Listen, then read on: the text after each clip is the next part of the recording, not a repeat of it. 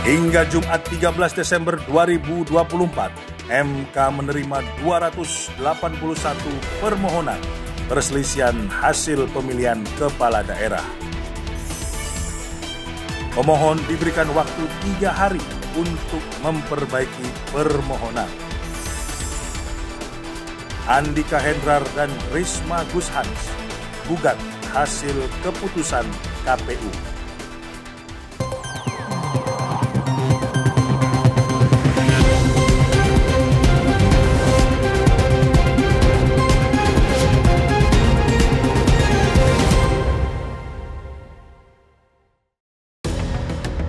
Mahkamah Konstitusi masih terus menerima pengajuan permohonan perselisihan hasil pemilihan kepala daerah tahun 2024 untuk pencalonan gubernur, bupati, dan wali kota.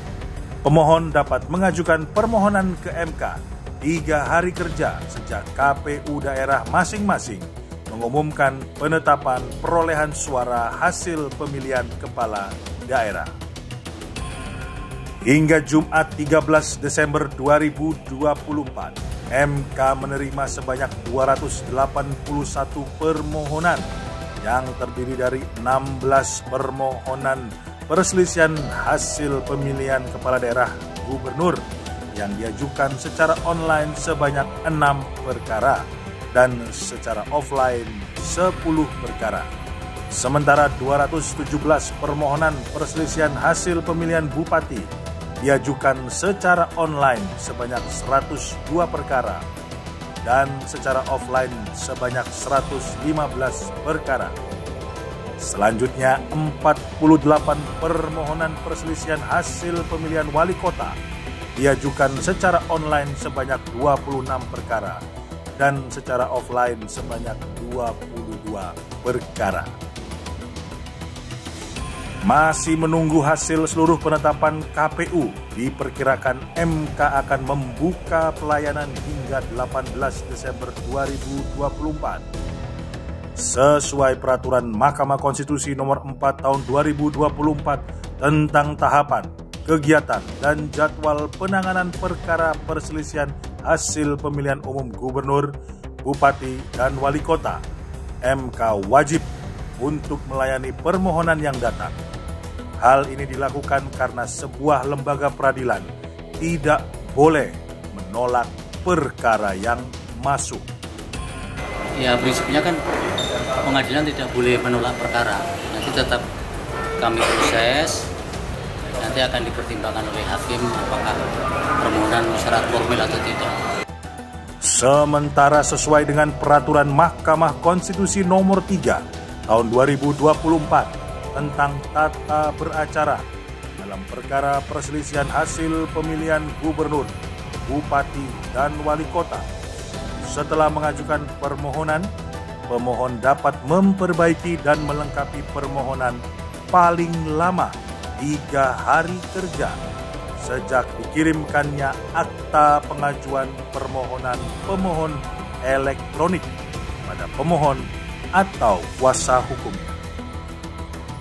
Rabu 11 Desember 2024 malam, pasangan calon gubernur Jawa Tengah Andika Perkasa Hendrar tercatat memasukkan permohonan melalui simple.mkri.id. Turut mendaftar di waktu yang sama, pasangan calon gubernur Jawa Timur dari partai yang sama, Partai Demokrasi Indonesia Perjuangan, Tri Risma Harini dan Zahrul Ahzar As-Sumta memasukkan permohonan ke MK. Saat melengkapi berkas secara langsung ke MK, di hari yang sama, Ketua DPP PDIP Bidang Reformasi Sistem Hukum Nasional, Roni Talapesi, selaku kuasa hukum pemohon, menjelaskan pada permohonan perselisihan hasil pemilihan gubernur Jawa Timur terdapat adanya selisih surat suara yang tidak terpakai antara penghitungan di tingkat kabupaten kota dan provinsi.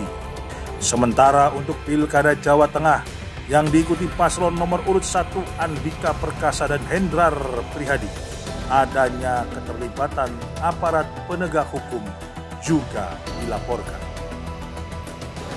Kami juga pun menemukan bahwa surat suara yang tidak terpakai di provinsi itu berbeda dengan surat suara yang tidak terpakai di kabupaten kota.